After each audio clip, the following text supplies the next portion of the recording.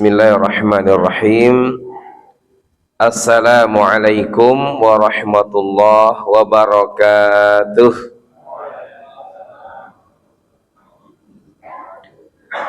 Alhamdulillahi rabbil alamin. Wabihi nasta'inu wa nastaghfiruh wa na'udzu billahi min syururi anfusina wa min sayyiati a'malina. May yahdihillahu fala mudhillalah wa may yudlil fala hadiyalah. Asyhadu an la ilaha illallah wahdahu la syarikalah wa asyhadu anna Muhammadan abduhu wa rasuluh la nabiyya wa la rasula ba'dah, amma ba'd. Jemaah sekalian, alhamdulillah kembali Allah memberikan kemudahan kepada kita untuk bisa duduk-duduk bermujalasah membahas tentang sebagian dari ilmu-ilmu Allah Subhanahu wa taala. Sallallahu alaihi wasallam untuk Nabi Muhammad sallallahu alaihi wasallam beserta keluarga beliau, sahabat beliau dan pengikut yang setia sampai hari kiamat. Kita mulai dan bacaan basmalah. Bismillahirrahmanirrahim. Jemaah sekalian, pada kesempatan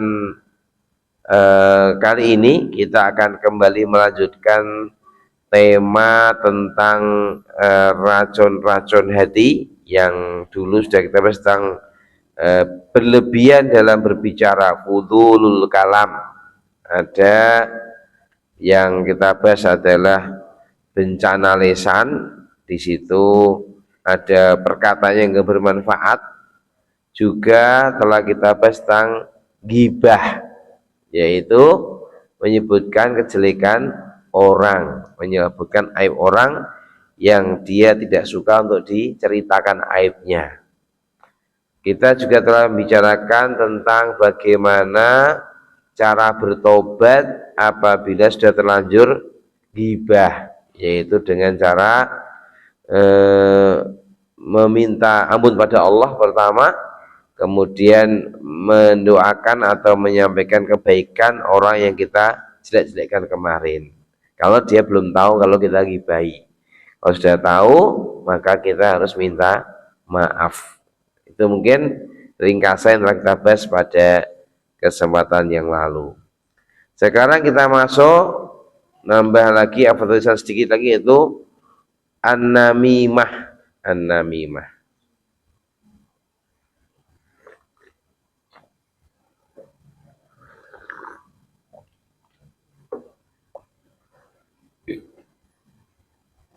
Allah berfirman, hammazim masya'im binamim.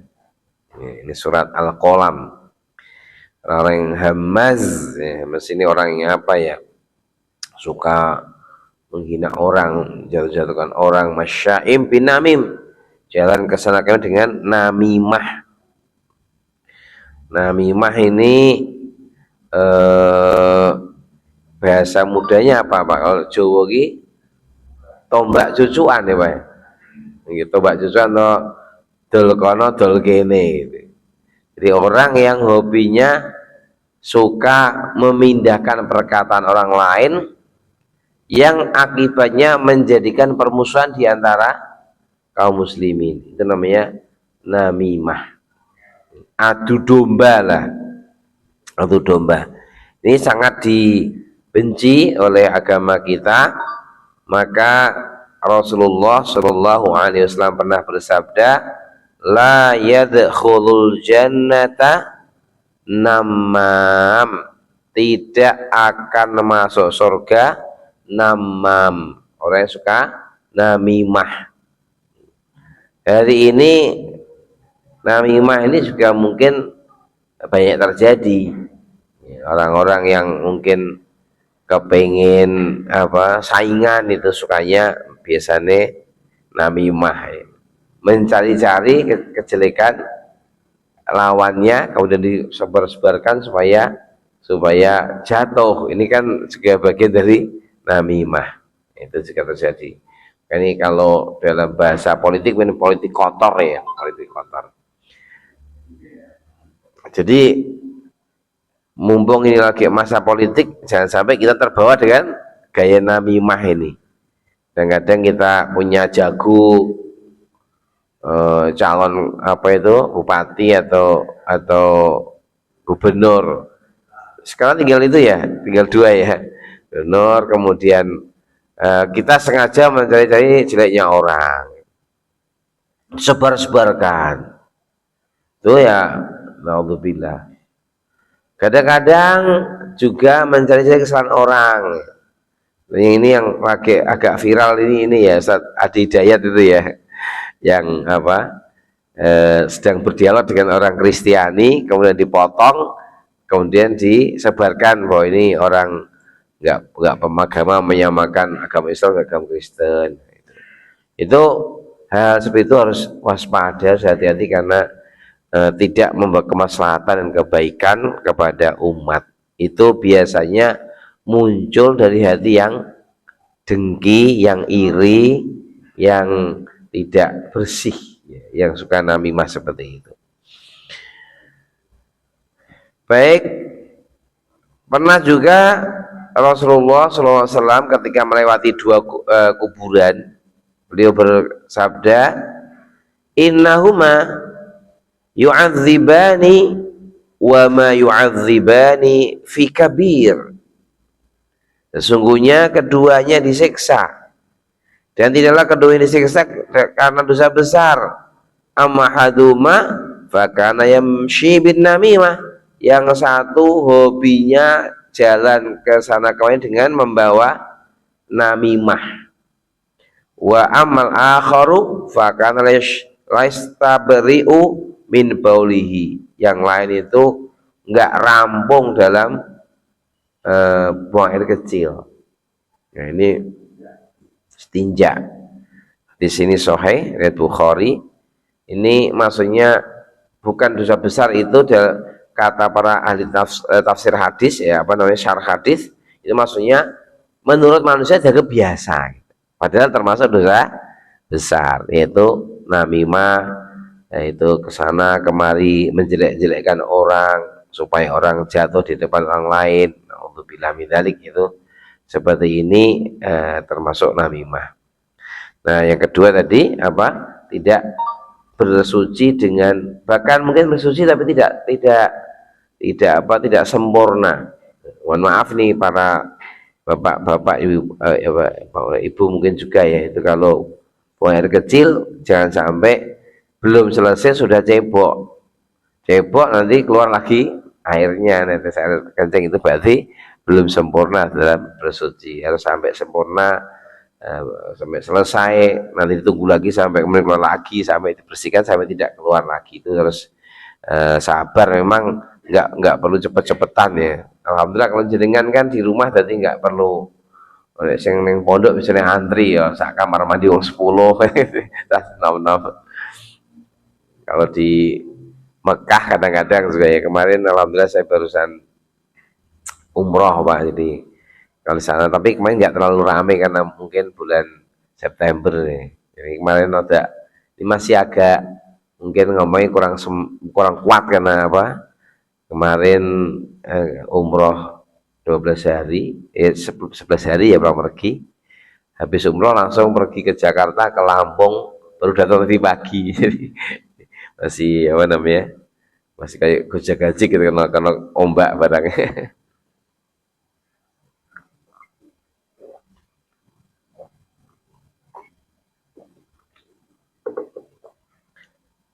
Baik. Kemudian beliau juga mengingatkan, ala ukhbirukum bisyirarikum.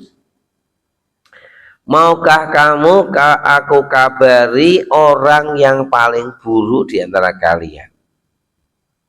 Qalu bala. Sahabat mengatakan bala, mau ya Rasulullah. Qal, beliau bersabda, al-masya'una bin namimah, yaitu orang yang suka menyebarkan namimah, berita-berita orang, ya. Mufarriquna bainal ahibbah, yang kemudian memecah belah di antara dua orang yang saling mencintai. Itu termasuk apa yang dibenci dalam Islam, orang yang paling buruk, ya, yang suka tombak cucuan tadi. Maka sekali lagi mari kita terus berusaha, kalau mendengarkan perkataan itu jangan langsung disebarkan kemana tanpa berpikir. Kira-kira ini kalau ada orang ngejak ngomong saya, terus semuanya saya nukil ke orang lain, tuh menambah kebaikan atau malah menambah keburukan? Ini harus kita pikirkan. Kalau menambah keburukan, yo jangan, karena al aslu, aslinya orang Islam itu harus at-ta'luf, ta'alif, ta'aluf, menyatukan jiwa, menyatukan hati. Maka dalam Islam yang disunahkan, yang dihasillah al-islahu dzata bain, untuk memperbaiki hubungan kekerabatan, hubungan antara sama muslim gitu. Sampai dalam Islam boleh berbohong. Bohong itu kan aslinya haram, tapi dibolehkan karena ada hal yang penting. Ada 3 tempat boleh bohong. Bohong pertama apa yang dibolehkan? Bohong suami istri dalam rangka menumbuhkan cinta kasih. Bukan bohong dalam artian ngumpet ke duit, nggak bohong ya nggak boleh, tapi cinta kasih. Misalnya minumannya kurang enak, dibilang enak banget supaya seneng, itu namanya bohong yang berpahala.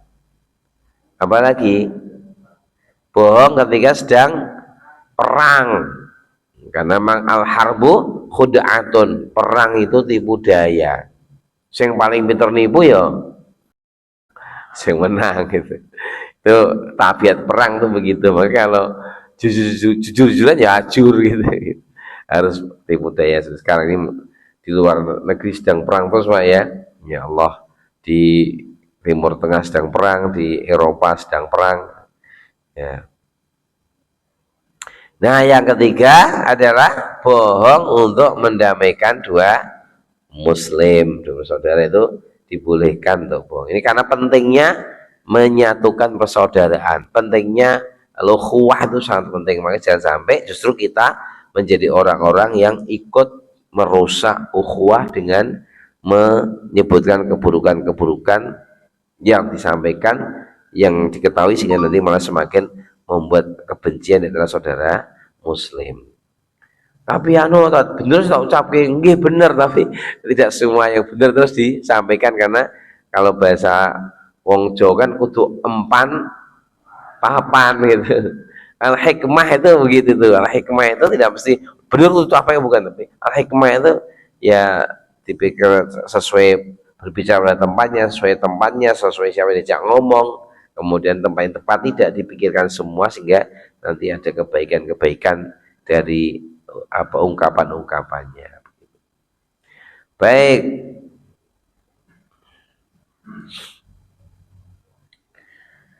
Demikian sahabat sekalian, jadi intinya namimah ini adalah menukil perkataan di antara manusia yang tujuannya justru menyalakan api permusuhan di antara kaum muslimin, itu sangat dilarang dalam Islam. Nah, biasanya munculnya namimah ini ya karena iri, kadang-kadang karena dengki. Maka siapa yang diajak bernamimah, kita harus melakukan yang pertama, jangan langsung membenarkan perkataan seorang yang suka namimah. Misalnya ngomong kan, kowe wingi diomongi kok lho Pak Iko, diombe rupamu kaya apa. Ya kita jangan langsung benarkan. Ya, kita tidak usah dengarkan, karena memang kalau ada seperti itu kita tidak boleh langsung meyakini, tapi harus tabayun. Allah berfirman, ya ayyuhalladzina amanu idza ja'akum fasikum binaba'in fatabayyanu.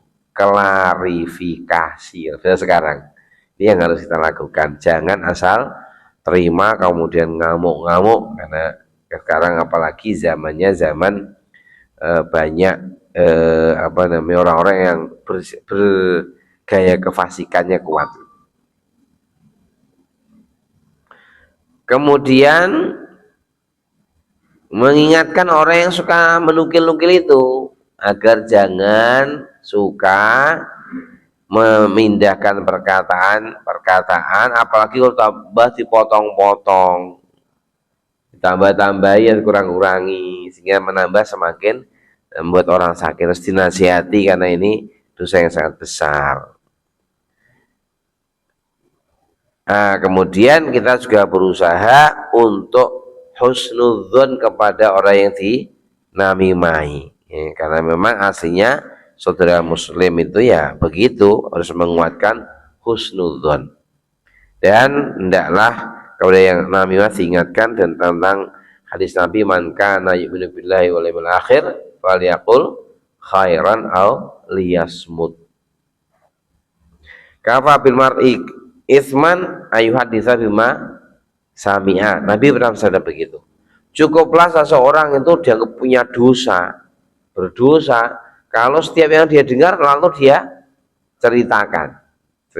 Itu termasuk orang yang dianggap punya dosa kalau setiap dengar apa ceritakan. Itu bukan masalah ilmu agama, tapi lebih kepada perkataan antara manusia itu. Baik. Itu yang sekalian. Kemudian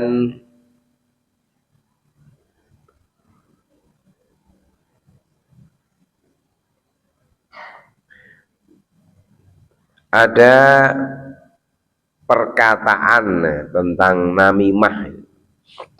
Ada orang yang datang kepada Umar bin Abdul Aziz rahimahullah, seorang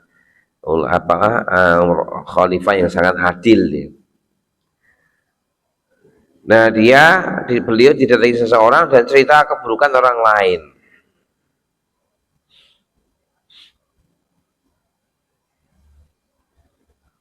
Maka Umar bin Abdul Aziz berkata, jika kau ingin, saya akan mengklarifikasi perkataanmu ini.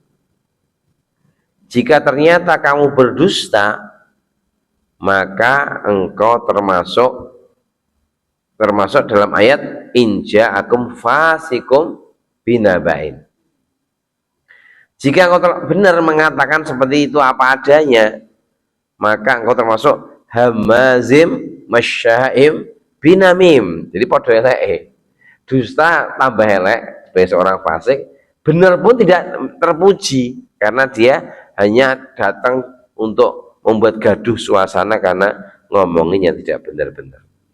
Nah, begitulah pandangan seorang khalifah yang lurus, yaitu Umar bin Abdul Aziz rahimahullah. Kurang lebih itu jamaah sekalian. Kemudian kita masuk kepada penyakit lisan berikutnya, al-madh. Al-madh ini apa? Pujian. Jadi memuji orang itu ternyata tidak begitu dihasung, terutama puji-pujian yang mungkin lebih kepada membuat orang itu menjadi lalai. Tapi kalau sekedar pujian kayak guru anak, orang tua ke anak, supaya dia termotivasi berbaik, tidak apa. Santa, itu tadi pakai sholat subuh, mantap, ini itu tidak apa-apa. Tapi kalau semacam memberikan pujian yang berlebihan, yang kadang-kadang sampai melupa, akhirnya dia lupa diri, ini yang bahaya. Maka Nabi pernah bersabda, ketika ada orang yang memuji orang lain di depannya, Nabi bersabda, waihak, celaka kamu, kotok ta'unu qasahibak, kamu telah memotong leher saudaramu, gitu. Bahasa Nabi begitu ya. Dalam riwayat lain, wa hathu fi wajhil maddahin aturab, lemparkan, taburkan ke wajah orang yang suka memuji-muji itu turab. Apa turab? Tanah. Jadi ini kayaknya lebih tepat kepada orang yang istilahnya kalau sekarang apa itu ABS ya. Ya ABS, jadi pokoknya dipuji sampai nyeneng guys yang dipuji. Nah, seperti itulah yang kita tidak boleh ya, kita nggak boleh suka uji termasuk. Maka dalam Islam kita memang diminta jujur kalau hal tertentu ya. Rasulullah SAW kalau ada orang meninggal, kalau terbiasa bertanya, ini orang ahlu khair apa ahlu syar? Nah itu nggak boleh kalau kita orangnya nggak pernah sholat, ini ahlul khair, nggak boleh. Itu berarti kan memuji yang tidak sesuai dengan kenyataan. Karena kalau zaman Nabi memang orang-orang yang suka fasik, nggak mau sholat, atau kalau zaman Nabi kayaknya jarang yang hampir nggak ada yang nggak sholat kalau orang Islam itu. Yang ada itu sholat tapi malas, orang munafik ya. Kalau zaman sekarang aja yang mungkin banyak ya orang yang Islam tapi belum mau sholat. Nah, beliau begitu tidak mau ikut nyolati karena itu sebagai takdib ya, pelajaran bagi orang lain agar nanti jangan berbuat yang buruk-buruk itu. Jadi jangan sampai kita muji-muji orang yang nanti bisa melalaikan orang itu dari dirinya sendiri gitu. Nah, pujian-pujian yang biasa untuk motivasi mungkin untuk kepada anak-anak, kepada murid, mungkin juga kepada istri yang sewajarnya aja, mungkin tidak masalah. Tapi kalau sampai suka muji-muji apa dipuji tapi dalam rangka membuat dia lalai, ini yang tidak diperkenankan. Baik teman sekalian, itu sedikit tentang pujian. Maka kita harus hati-hati juga dalam memuji orang. Nah, apabila ada orang memuji kita, apa yang harus kita lakukan? Inilah yang dilakukan oleh Ali bin Abi Thalib radhiyallahu anhu ketika ada yang memuji beliau. Beliau berkata, Allahumma ghfirli ma la ya'lamun. Allahumma ghfirli ma la ya'lamun. Mungkin ada yang wah jenengan niku soleh tenan kok. Apa salate kenteng napa kenteng. Imam Ali berkata, Allahumma ghfirli ma la ya'lamun. Ya Allah, ampunilah dosaku yang tidak diketahui oleh orang-orang. Wala tu'akhidni bima yaqulun. Jangan engkau siksa aku dengan perkataan mereka. Wala tu'akhidni bima yaqulun. Waj'alni khairan mimma yadhunnun. Dan jadikanlah aku lebih baik daripada persangkaan mereka. Ini sahabat Ali radhiyallahu anhu, ketika ada orang memujinya dan beliau tahu, beliau tidak kemudian menjadi besar kepala atau gembeleng, enggak, tapi justru meminta pada Allah agar diampuni kesalahannya, kemudian kalau yang salah jangan sampai disiksa, dan minta agar beliau lebih baik daripada persangkaan manusia. Baik, kalau ada orang muji kita terus hati kita senang, itu boleh apa enggak boleh? Misalnya apa ya, ada orang wah jenengan itu mantep nggih, garwane ya soleha, anaknya ya soleh-soleh, didik pinter, kan pujian itu. Nah, kita kira-kira boleh nggak senang dipuji seperti itu?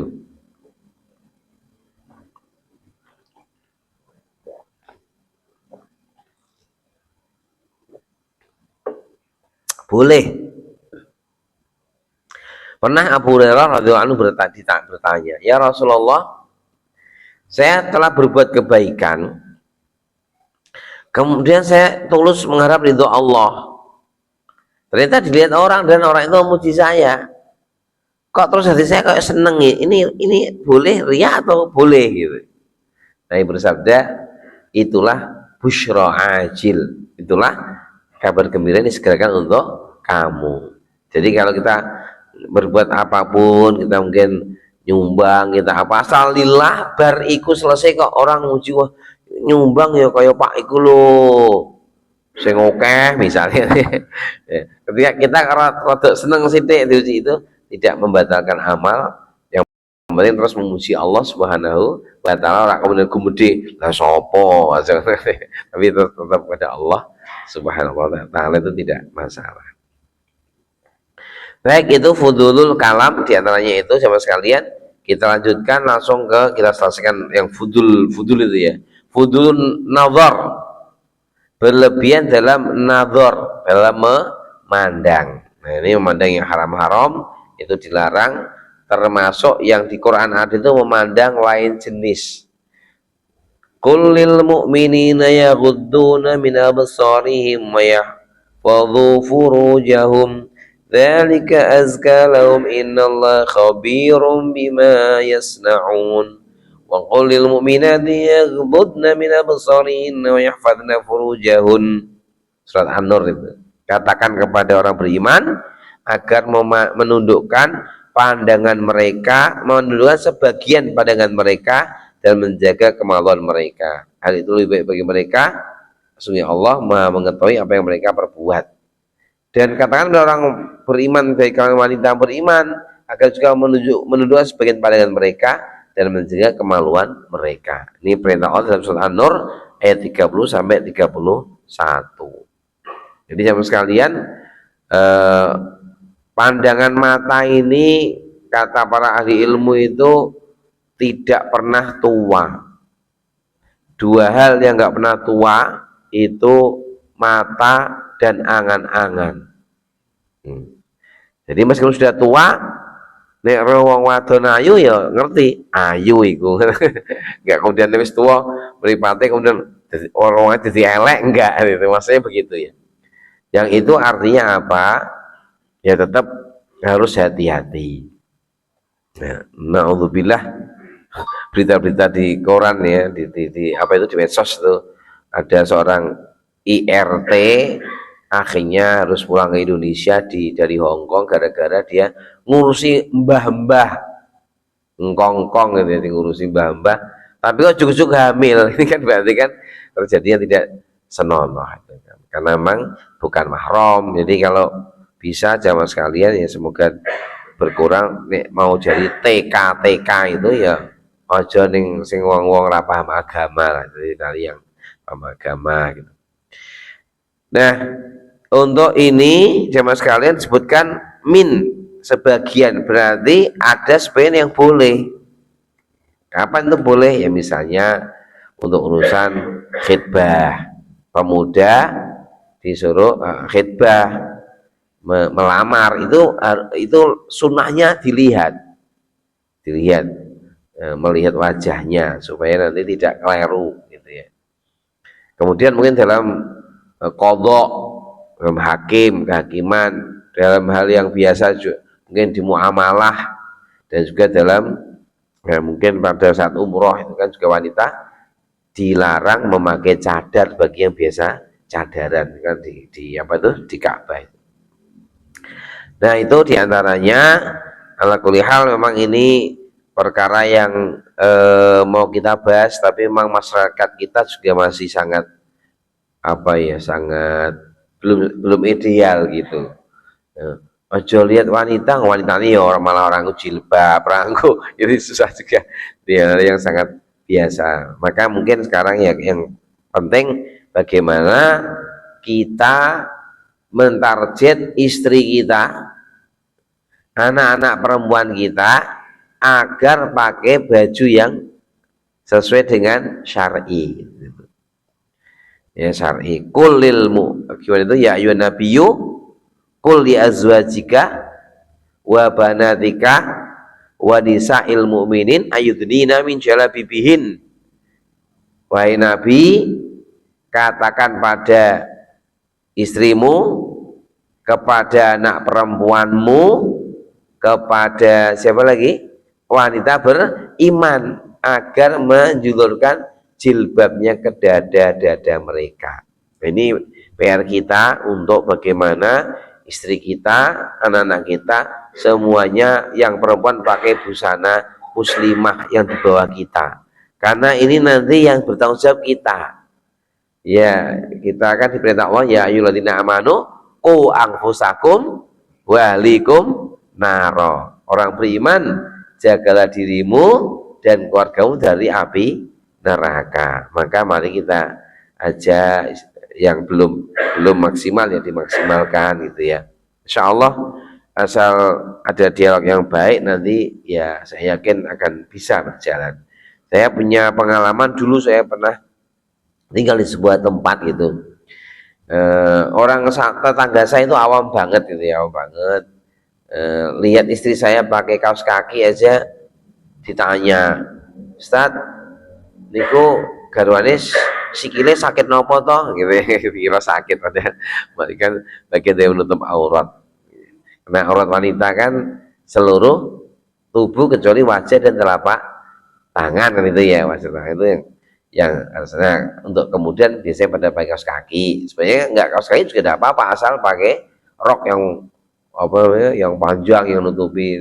Zaman Nabi jauh gitu. Jadi zaman Nabi itu roknya apa namanya itu, jubahnya itu biasanya sejengkal ini apa, sekilan ya, sekilan di bawah kaki, jadi seret.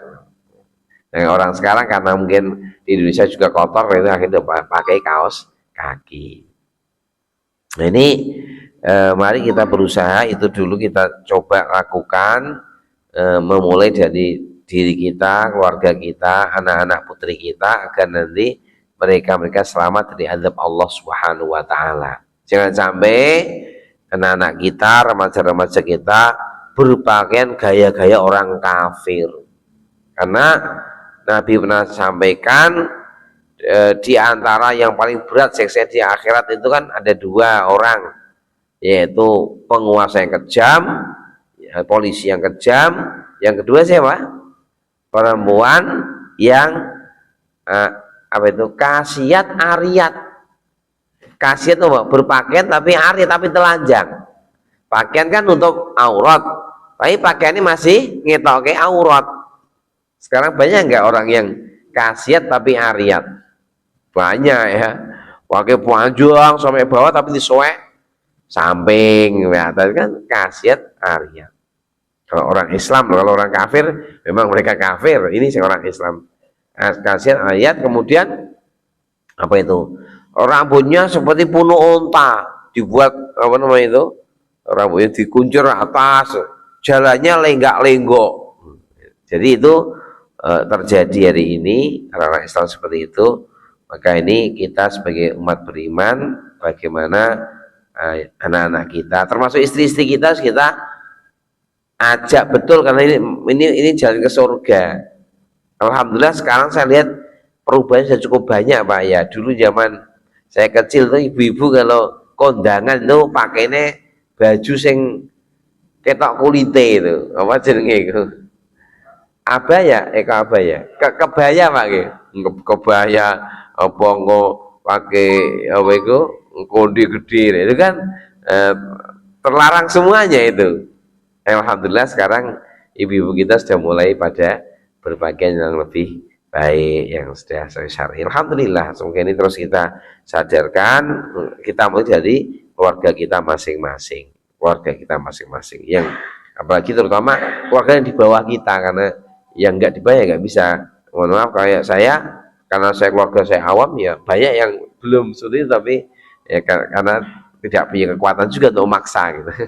Kalau anak, istri itu harus karena itu di bawah kita. Nanti kalau enggak, kita yang disiksa oleh Allah. Karena kenapa istri murah kamu kongkon nutupi aurate, kenapa anakmu kau tuh kayak kelambi sing koyok ngono, itu kita yang tahu Allah nanti. Karena kita sebagai kepala rumah tangga, kullukum ra'in wa kullukum mas'ulun ar-ra'iyati. Kamu itu pemimpin, akan diberi tanggung jawab terhadap yang kau pimpin. Minimal kita yang sudah berkeluarga, ya pimpin istri dan anak kita. Baik, kemudian fudulul mukhalatoh. Yang berikutnya berlebihan dalam bergaul. Berlebihan dalam bergaul dengan orang ini juga masalah. Karena memang nanti kalau salah gaul bahaya. Menurut Ibnu Qayyim rahimahullah, manusia itu ada 4 jenis. Ada manusia yang jenisnya seperti makanan yang dia harus dibutuhkan setiap hari, setiap saat, makanan bergizi gitu kan, butuh tiap hari. Itu manusia jenis ahli ilmu yang memang kita butuh terus mencari ilmu dari para ulama, teman-teman yang punya ilmu. Itu teman yang harus diakrabi, karena nanti itu yang akan membawa kepada kebaikan, yang mengajak ke surga. Ada teman yang seperti obat. Kalau makanan bergizi, sayur itu kan kebutuhan harian. Kalau obat, ya saat butuh, saat sakit. Nah ini siapa? Ya ini teman-teman dalam urusan dunia. Ya dengan kerja butuh teman, jadi pergauli. Kalau selesai sudah. Apalagi yang urusan-urusan dunia itu kayak obat secukupnya, sebutuhnya. Ada teman-teman yang seperti penyakit, teman pergaulan yang seperti penyakit. Siapa itu? Orang-orang yang lemah iman, orang-orang yang nggak tahu mengatur waktu. Itu kayak penyakit rusak kita. Dijak ngobrol ngalor ngidul, bahas sepak bola Indonesia melawan mana? Sekarang yang terbaru lawan siapa? Bahrain. Sudah, Pak? Belum. Oleh Bahrain atau Australia sudah ya, Australia dibahas sampai 4 jam rantai-rantai lah. Ini contohnya penyakit ngentek waktu gitu. Atau mungkin dijak ngobrol saya nggak terlalu manfaat. Ini teman-teman yang juga perlu, jangan terlalu baik diakrabin, entek waktu gitu. Penyakit jak ngerumpi, jak apa. Yang keempat, teman yang kayak racun. Ini orang-orang kafir dan fasik, yang ngejaknya langsung yang haram-haram, yang rokok-rokok, itu ngejak minum khamr, ngejak korupsi, ngejak apa yang sudah tingkatnya bukan hanya merusak waktu, tapi sudah memang perbuatannya menjurus kepada neraka. Maka ini jamaah sekalian, mukhalatoh bersama manusia itu khair, tapi yang paling bagus adalah mukhalatoh dengan ahli ilmu atau jamaah ahlus soleh ini. Alhamdulillah, maka di sini pentingnya kita sering menziarahi masjid. Ya, kita diperintah Allah untuk mendatangi masjid sehari 5 kali itu supaya mukhalatohnya dengan ahlul khair, yang bercampurnya itu dan berkumpulnya dengan orang khair. Dan nanti Nabi pernah ditanya oleh orang Badui, ya Rasulullah, mata sa'ah, Rasulullah, kiamat itu kapan? Nabi menjawab, wa ma'adadna, kamu kok tanya kiamat, wis siap apa? Saya nggak punya persiapan yang lebih Rasulullah, saya cuma biasa saja. Cuma saya itu hanya punya modal, saya itu mencintai Anda dan Abu Bakar. Saya mencintai Anda. Saya modal saya siap, cintaku padamu kuat. Nabi bersabda, almar'u ma'aman ahabba. Orang itu di hari akhir nanti akan dikumpulkan dengan orang yang dia cintai. Anas bin Malik radhiyallahu anhu dengar itu senang banget. Alhamdulillah, aku ini nggak bisa ngamal kayak Kanjeng Nabi. Kanjeng Nabi nek sholat panjang, aku ya orang terlalu panjang. Nggak bisa kayak Abu Bakar radhiyallahu anhu nek sedekah seluruh hartanya sampai habis, gitu ya.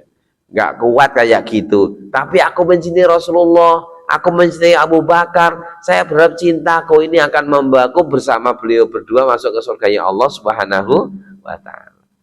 Itu pentingnya mencintai orang soleh yang ala rasyah, yang paling intinya dari Rasulullah Shallallahu Alaihi Wasallam.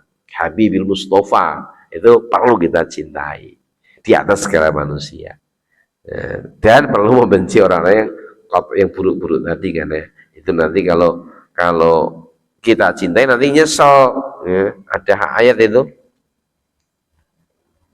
nih,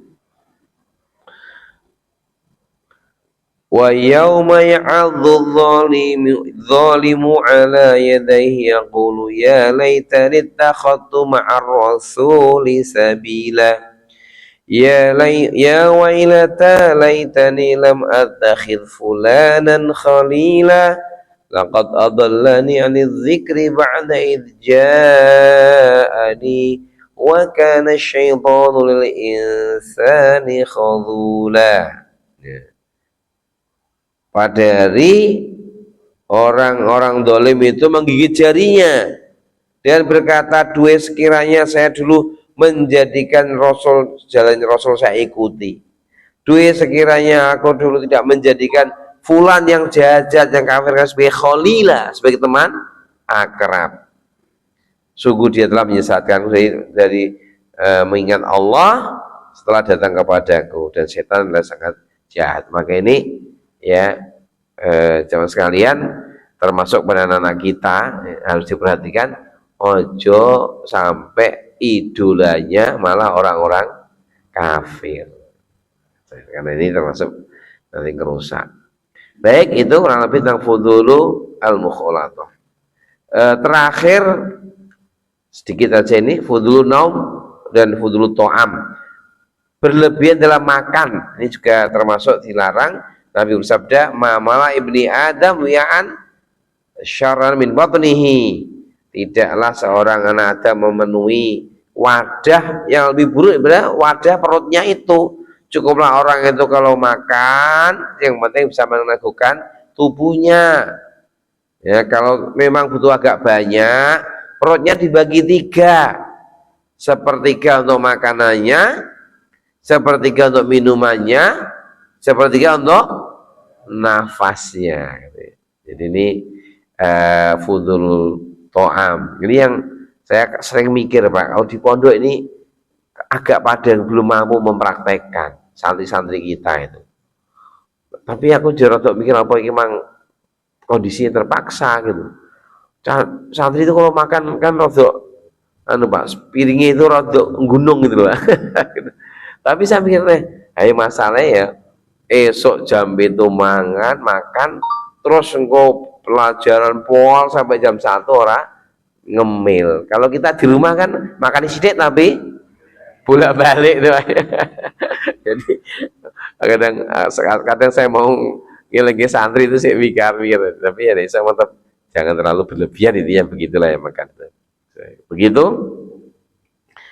Nah, kemudian yang penting kita berusaha jangan berlebihan, kecuali dalam kondisi tertentu, kelaparan, terus ada kesemakan kali-kali itu masih boleh. Misalnya apa? Abu Hurairah pernah kelaparan, lapar sekali. Terus tiba-tiba dapat hadiah semangkok susu. Nah, Abu Hurairah seneng, alhamdulillah dapat susu, kan untuk Nabi. Nabi mesti ngasih saya kan, kata Abu Hurairah. Nah, terus dikasihkan Nabi ternyata undang ahlu sufa yang jumlahnya mungkin 300-an orang. Abu Hurairah melongo lagi, kok piye?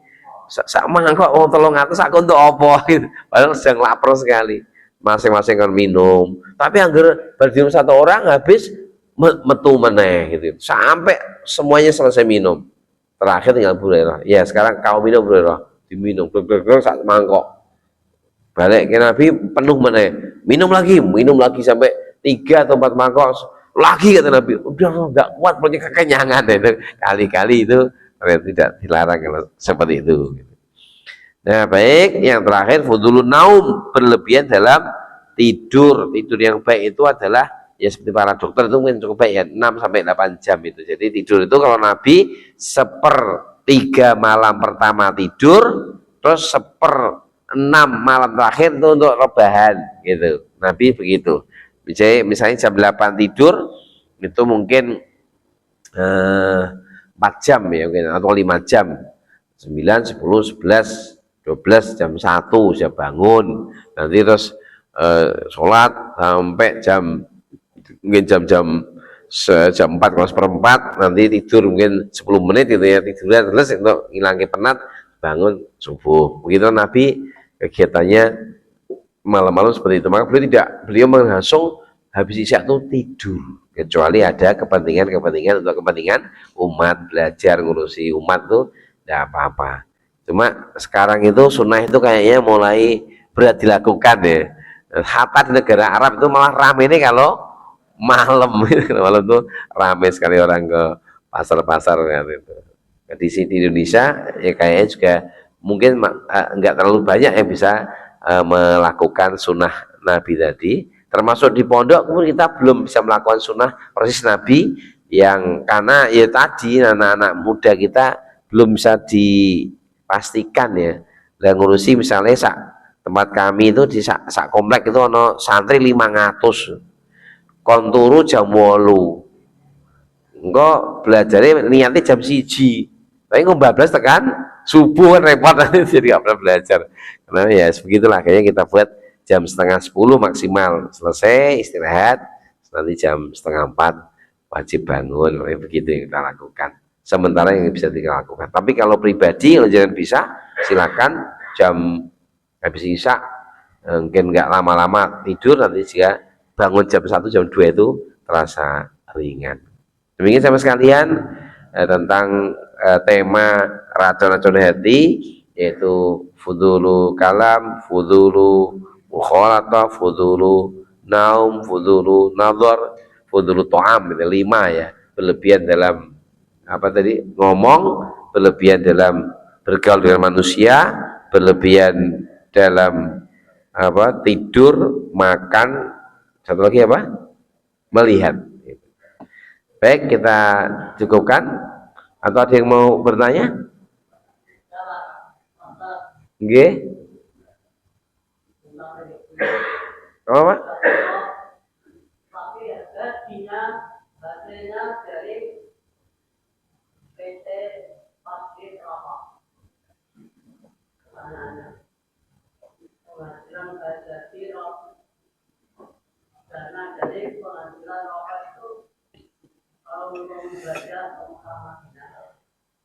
Ripon katanya.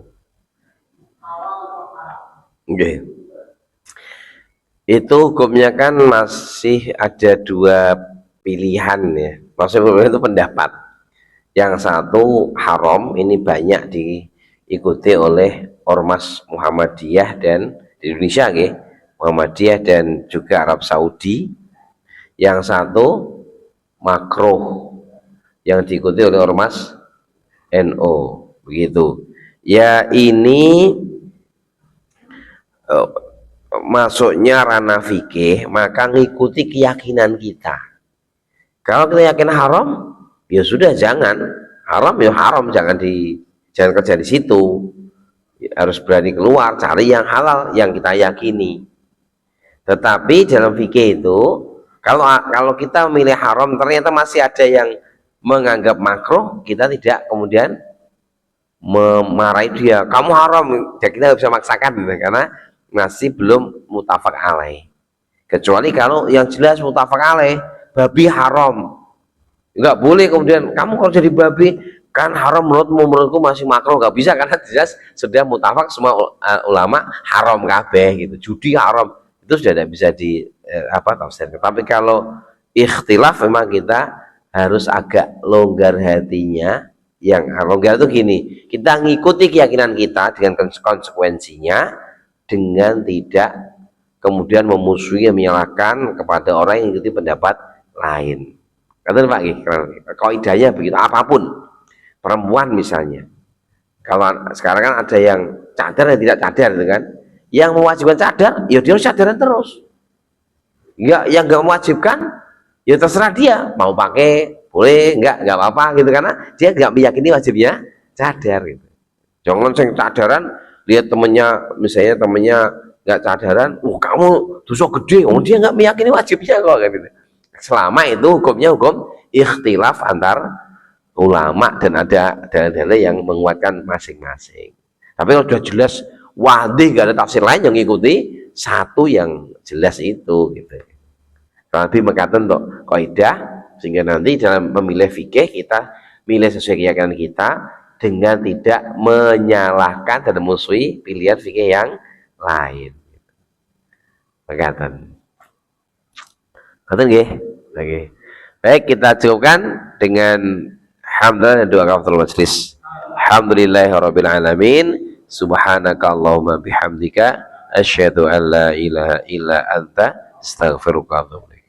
Alhamdulillah. Assalamualaikum warahmatullahi wabarakatuh.